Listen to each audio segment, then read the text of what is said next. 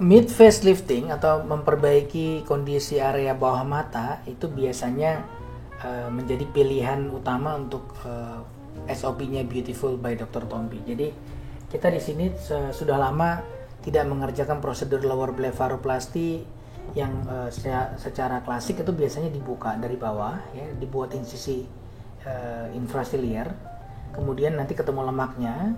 Nah, lemak itu dikurangin. Setelah lemak dikurangin, kemudian di-adjust otot dan kulitnya ditutupin kembali seperti semula. Nah, itu yang dulu saya kerjakan. Nah, sekarang kita beralih ke metode yang menurut saya hasilnya jadi lebih baik, ya. Tentu setiap surgeon punya alasan masing-masing. Namun di sini yang saya kemukakan adalah apa yang menjadi SOP-nya kami gitu. So, yang saya kerjakan ini contohnya. Ini adalah pasien, kebetulan pasien saya, atas izin pasien saya boleh menampilkan wajah pasien, ya. Ini pasien saya kebetulan kita kerjakan operasi lower blepharoplasty beberapa tahun yang lalu. Nah, kemudian setelah lama nggak ketemu, saya berjumpa lagi sama beliau. Saya melihat area tampilan bawah mata yang sekarang mulai cekung gitu, ya. Masih tight, masih kencang, nggak ada kantung matanya, tapi cekung, dan itu memberikan efek lelah gitu, ya. Nggak fresh gitu wajahnya. So, saya tawarkan sini kita koreksi dengan metode mid facelifting. Jadi yang saya kerjakan adalah kita bikin insisi persis di bawah bulu mata, ya. Kemudian kita dapatkan layer-layer di bawah, mulai dari fat, otot, semuanya, ya.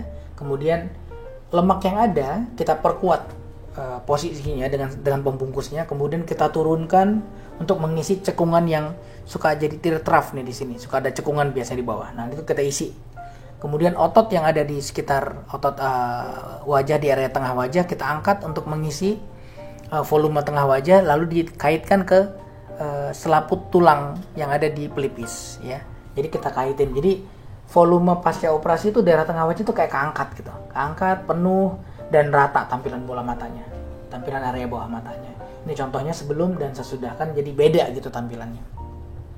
Nah, prosedur ini membutuhkan waktu kira-kira sekitar 1,5 sampai 2 jam operasinya. Bisa dikerjakan dengan pembiusan lokal, bisa dengan sedasi ditidurin, ya.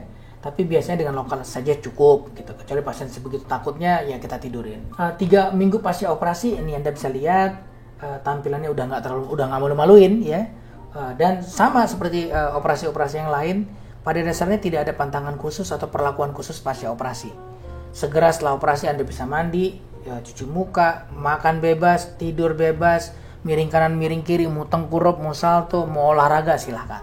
Tidak ada pantangan apapun, ya. Luka boleh basah, tinggal dilap kering, salepin, that's it. Sesederhana itu.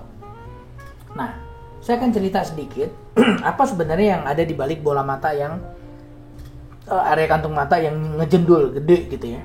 Nah, ini kalau kita buka, kita akan ketemu gumpalan lemak yang mulai membrojol keluar. Yang terjadi apa? Jadi lemak ini sebenarnya bukan lemak yang tadinya nggak ada terus tiba-tiba tumbuh membesar, bukan.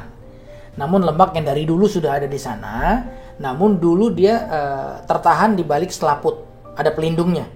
Nah, si kapsul pelindung ini mulai melemah karena faktor usia, kebanyakan stres, kerja, atau memang secara anatomikal dia lemah gitu, ya. Nah, itu yang kita perkuat. Jadi lemak kita kembalikan, kemudian si kapsulnya itu kita perkuat. Nah, otot yang ada di bawah ini kita angkat ke atas, dicencang ke fascia yang ada di perios yang ada di pelipis. Kira-kira seperti itu. Nah, sehingga tampilannya naik nih dari sini hingga jadi begini, ya. Nah, ini contoh tampilan sebelum sampai beres. Ini kondisi sebelum. Kemudian tampilan segera setelah operasi, hanya ada plester kecil di kanan dan di kiri, tidak ada pantangan apapun sekali lagi. Nah, di hari keempat, ya, itu biasa tampilannya ada memar sedikit, ada bengkak yang nyaris minimal, ya. Nah, biasa pasien keluhannya, "Dok, kok ada jendul nih di kanan kiri?" Kalau usah takut, nanti akan hilang. Itu hanya jendulan sementara, bengkak otot karena bekas kita tarik, ya. Nah, 1 bulan post-op biasa udah cukup bagus. Nah, 3 bulan post-op biasa udah nyaris nggak kelihatan bekas-bekas dan lain-lainnya. Jadi memang proses maturasi parut, bekas insisi sampai gone, benar-benar halus banget itu 3-6 bulan. Oke, nah ini contoh lain. Kita lihat pada kasus yang cukup berat ya, kondisi kantung matanya pada pasien ini keluhannya adalah ngerasa nggak fresh gitu, karena kayak tua gitu dok katanya. Jadi yang dilihat adalah kelebihan kulit, kelemahan otot, dan kelebihan lemak, dan kecekungan di area tengah wajah. Nah ini yang kita koreksi. Jadi tidak hanya ngebuang jindulan, tapi juga meratakan dan mengisi volume area tengah wajah. Ini yang menurut saya menjadi nilai lebih dari prosedur mid facelifting dibandingkan dengan konvensional lower blepharoplasty.